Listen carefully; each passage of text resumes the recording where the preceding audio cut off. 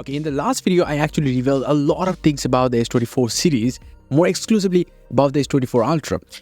But in this video, I'm going to talk mostly about the camera stuffs or the future camera stuffs that are coming to the Galaxy Ultra models or even the S24 Ultra.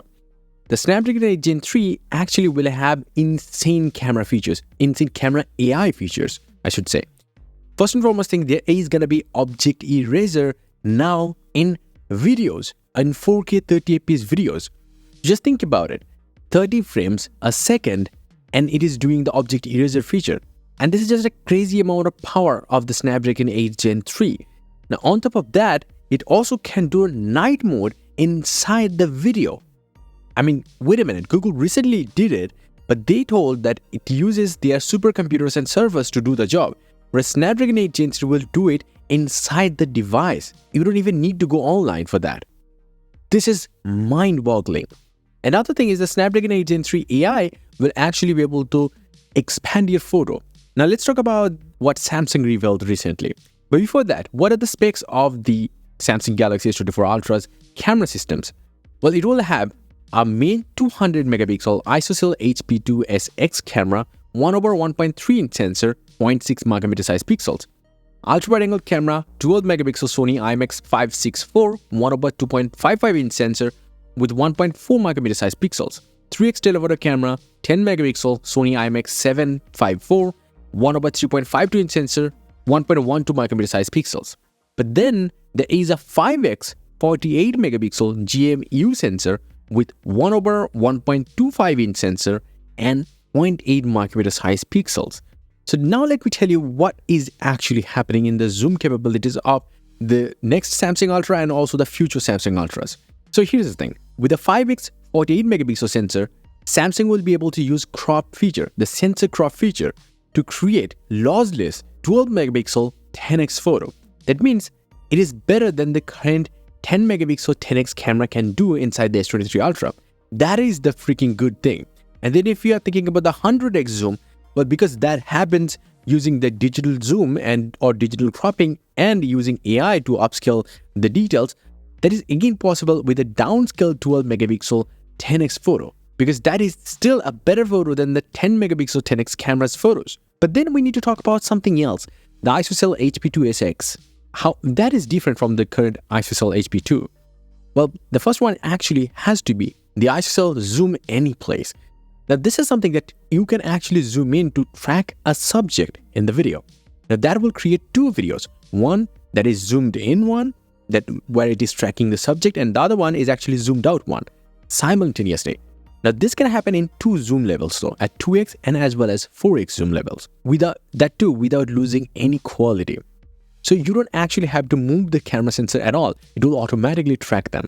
There is in-sensor zoom thanks to the Tetra 2 pixel technology. Now, what it does is that in Samsung words, previously with digital zoom, if the center region of interest or ROI area was zoomed in at 4x at 12 megapixel sum mode, it theoretically resulted in a 0.78 megapixel image. That means the video quality would degrade a lot. But with the sensor zoom though, the sensor can actually maintain the original 12.5 megapixel resolution even at 2x or even 4x. So you're not losing any quality when you zoom in at 2x or 4x. Now that simply means that we kind of don't really need the 3x camera anymore. Because this is the same thing I was talking about the telephoto camera. Now think about it. From 1x to 2x to 4x, we have the main camera to take care of all these zoom levels.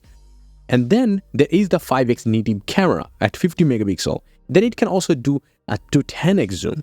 So think about where Samsung is actually heading. And this is an official Samsung video, by the way.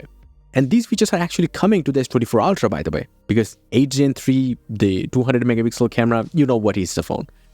Now, the next thing is actually in the future, Samsung going to do it. But you know what? Samsung teased a 200 megapixel telephoto camera, 200 megapixel telephoto camera with 12x lossless zoom. But then they deleted that too.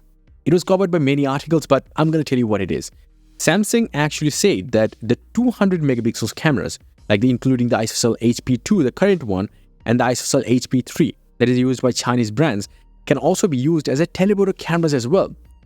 Now, according to Samsung, the 200 megapixel sensors can be used as telephoto cameras in two different ways. One, as I said, in sensor crop, and the other one is actually with dedicated zoom lens, means a 200 megapixel periscope zoom system. So what is actually a big difference between them? Samsung actually showcased the photos too. The 200 megapixel ISO cameras can be great for shooting portrait images at 2x or 3x zoom levels.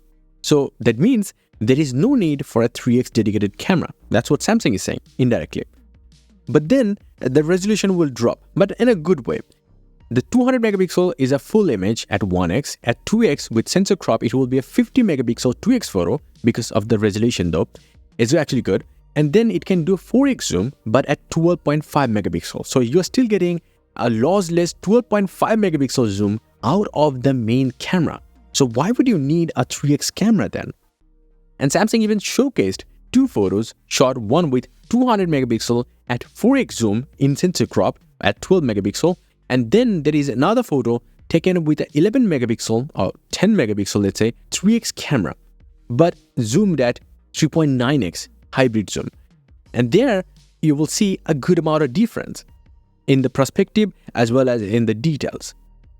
Now, it is also rumored that Vivo's upcoming flagship, the Vivo X100 Pro, has a 200 megapixel telephoto camera, Samsung one, with 5x optical zoom.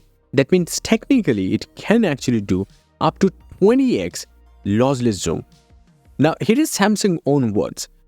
They said that on a 3x telephoto camera with 200 megapixel sensor, lossless zoom scenarios can run from 3x to 6x to even 12x, like 3x native, 6x at 50 megapixel resolution and 12x at 12.5 megapixel resolution.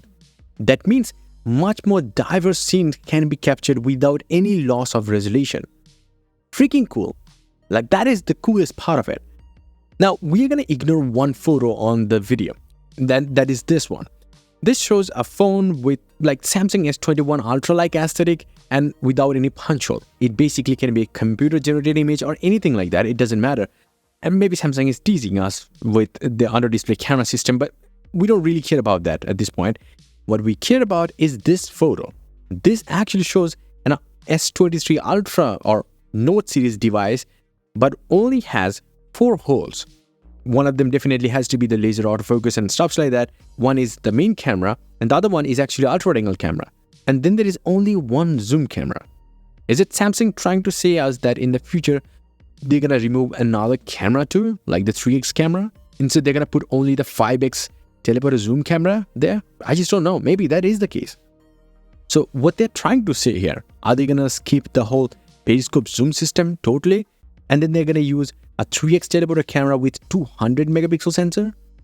I mean, that can break people's heart for sure, because a lot of people actually care about the periscope zoom system, but the main goal is actually to get lossless zoom photos. If that's what they can provide up to 12x, which is better than the current 10x, I guess that is also a good deal. Let me know your thoughts in the comment section below. What do you think Samsung is trying to tell us? And yes, if you want, you can get some crazy cool wallpapers up on my website. A link down below. Until the next one, bye and take care.